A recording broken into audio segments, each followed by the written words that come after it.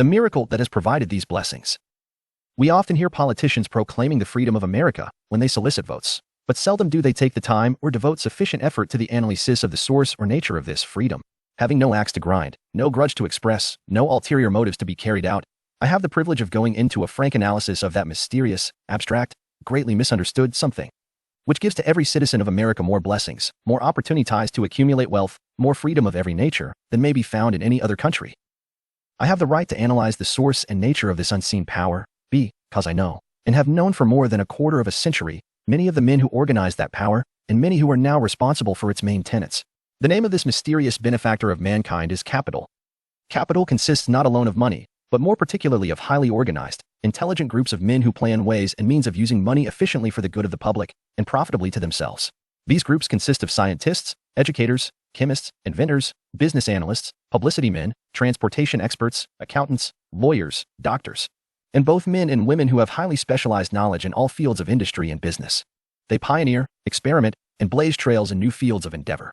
They support colleges, hospitals, public schools, build good roads, publish newspapers, pay most of the cost of government, and take care of the multitudinous detail essential to human progress. Stated briefly, the capitalists are the brains of civilization, because they supply the entire fabric of which all education, enlightenment, and human progress consists. Money, without brains, always is dangerous. Properly used, it is the most important essential of civilization. The simple breakfast here described could not have been delivered to the New York family at a dime each, or at any other price, if organized capital had not provided the machinery, the ships, the railroads, and the huge armies of trained men to operate them. Some slight idea of the importance of organized capital may be had by trying to imagine yourself burdened with the responsibility of collecting, without the aid of capital, and delivering to the New York City family the simple breakfast described. To supply the tea, you would have to make a trip to China or India, both a very long way from America. Unless you are an excellent swimmer, you would become rather tired before making the round trip. Then, too, another problem would confront you. What would you use for money, even if you had the physical endurance to swim the ocean? To supply the sugar, you would have to take another long swim to Cuba, or a long walk to the sugar beet section of Utah. But even then, you might come back without the sugar, because organized effort and money are necessary to produce sugar, to say nothing of what is required to refine, transport, and deliver it to the breakfast table anywhere in the United States. The eggs, you could deliver easily enough from the barnyards near New York City, but you would have a very long walk to Florida and return, before you could serve the 2 glasses of grapefruit juice. You would have another long walk to Kansas or one of the other wheat-growing states when you went after the 4 slices of wheat bread. The rippled wheat biscuits would have to be omitted from the menu because they would not be available except through the labor of a trained organization of men and suitable machinery, all of which call for capital. While resting, you could take off for another little swim down to South America, where you would pick up a couple of bananas, and on your return, you could take a short walk to the nearest farm having a dairy and pick up some butter and cream. Then your New York City family would be ready to sit down and enjoy breakfast, and you could collect your 2 dimes for your labor. Seems absurd, doesn't it? Well, the procedure described would be the only possible way these simple items of food could be delivered to the heart of New York City, if we had no capitalistic system. The sum of money required for the building and maintenance of the railroads and steamships used in the delivery of that simple breakfast is so huge that it staggers one's imagination. It runs into hundreds of millions of dollars, not to mention the armies of trained employees required to man the ships and trains. But transportation is only a part of the requirements of modern civilization and capitalistic America. Before there can be anything to haul, something must be grown from the ground, or manufactured and prepared for market. This calls for more millions of dollars for equipment, machinery, boxing, marketing, and for the wages of millions of men and women. Steamships and railroads do not spring up from the earth and function automatically. They come in response to the call of civilization, through the labor and ingenuity and organizing ability of men who have imagination, faith, enthusiasm, decision, persistence. These men are known as capitalists. They are motivated by the desire to build, construct, achieve, render useful service, earn profits, and accumulate riches.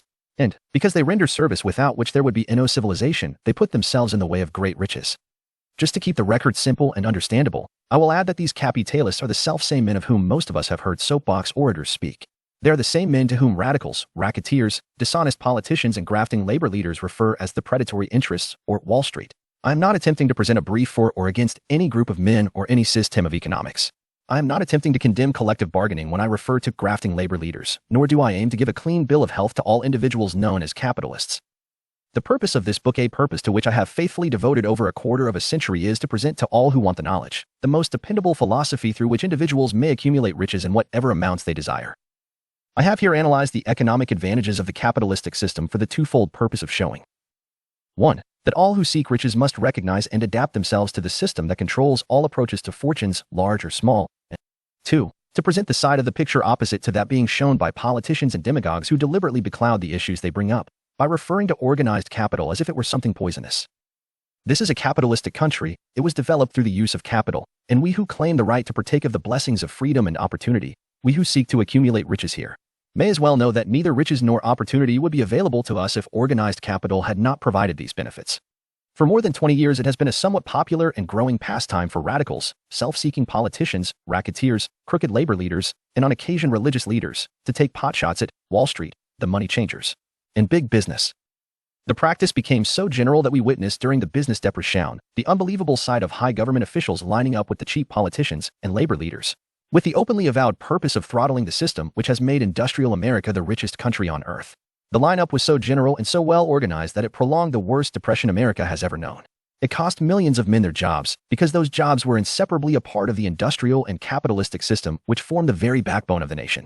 During this unusual alliance of government officials and self-seeking individuals who were endeavoring to profit by declaring open season on the American system of industry, a certain type of labor leader joined forces with the politicians and offered to deliver voters in return for legislation designed to permit men to take riches away from industry by organized force of BRS, instead of the better method of giving a fair day's work for a fair day's pay. Millions of men and women throughout the nation are still engaged in this popular pastime of trying to get without giving. Some of them are lined up with labor unions where they demand shorter hours and more pay.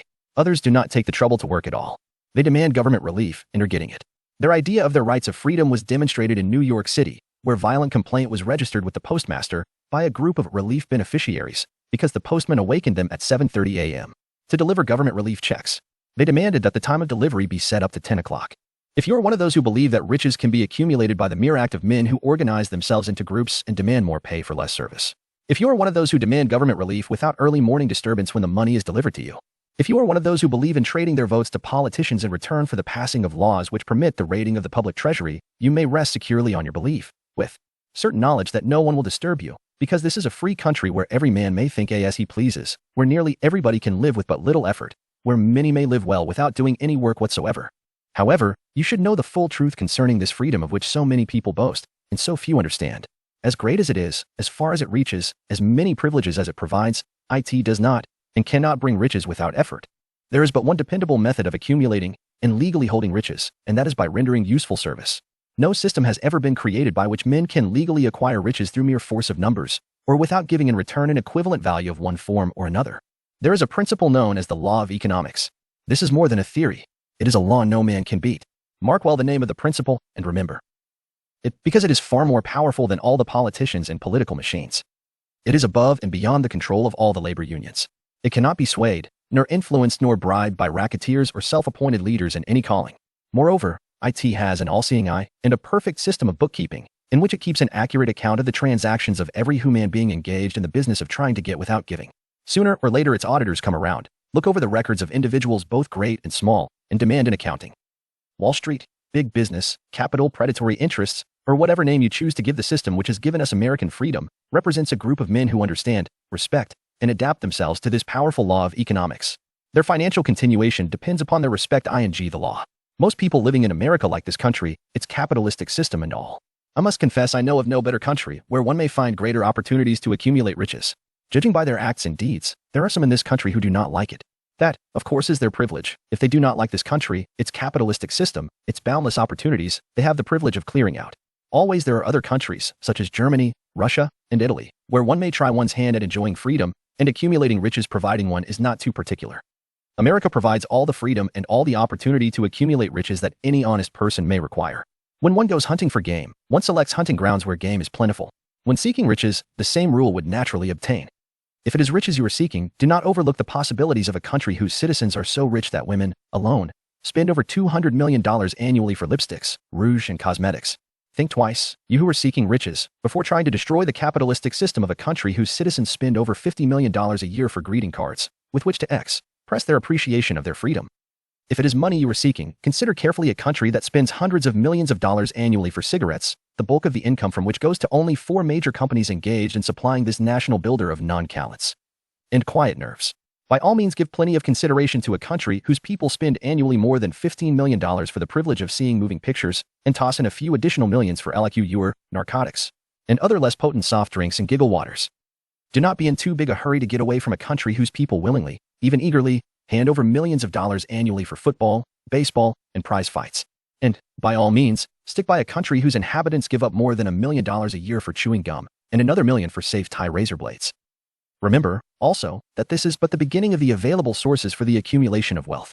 Only a few of the luxuries and non-essentials have been mentioned. But, remember that the business of producing, transporting, and marketing these few items of merchandise gives regular employment to many millions of men and women who receive for their services many millions of dollars monthly and spend it freely for both the luxuries and the necessities. Especially remember that back of all this exchange of merchandise and personal services may be found an abundance of opportunity to accumulate riches. Here American freedom comes to one's aid. There is nothing to stop you or anyone from engaging in any portion of the effort necessary to carry on these businesses. If one has superior talent, training, experience, one may accumulate riches in large amounts. Those not so fortunate may accumulate smaller amounts. Anyone may earn a living in return for a very nominal amount of labor. So there you are. Opportunity has spread its wares before you. Step up to the front, select what you want, create your plan, put the plan into action, and follow through with persistence. Capitalistic America will do the rest. You can depend upon this much. Capitalistic America ensures every person the opportunity to render useful service and to collect riches in proportion to the value of the service. The system denies no one this right, but it does not and cannot promise something for nothing because the system itself is irrevocably controlled by the law of economics, which neither recognizes nor tolerates for long getting without giving. The law of economics was passed by nature. There is no Supreme Court to which violators of this law may appeal. The law hands out both penalties for its violation and appropriate rewards for its observance, without interference or the possibility of interference by any human being. The law cannot be repealed. It is as fixed as the stars in the heavens and subject to, and a part of the same system that controls the stars. May one refuse to adapt oneself to the law of economics? Certainly. This is a free country, where all men are born with equal rights, include the privilege of ignoring the law of economics. What happens then? Well, nothing happens until large numbers of men join forces for the avowed purpose of ignoring the law and taking what they want by force. Then comes the dictator, with well-organized firing squads and machine guns. We have not yet reached that stage in America, but we have heard all we want to know about how the system works. Perhaps we be fortunate enough not to demand personal knowledge of so gruesome a reality. Doubtless we shall prefer to continue with our freedom of speech, freedom of deed, and freedom to render useful service in return for riches.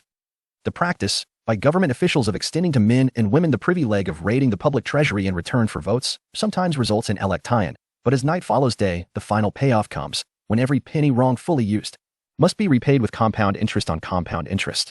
If those who make the grab are not forced to repay, the burden falls on their children and their children's children, even unto the third and fourth generations. There is no way to avoid the debt. Men can, and sometimes do, form themselves into groups for the purpose of crowding wages up and working hours down. There is a point beyond which they cannot go. It is the point at which the law of economics steps in, and the sheriff gets both the employer and the employees. For 6 years, from 1929 to 1935, the people of America, both rich and poor, barely missed seeing the old man economics hand over to the sheriff all the businesses and industries and banks.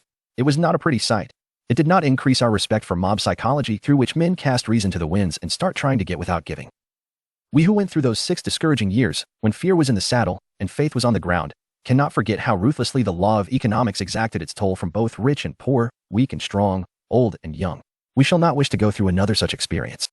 These observations are not founded upon short-time experience. They are the result of 25 years of careful analysis of the methods of both the most successful and the most unsuccessful men America has known.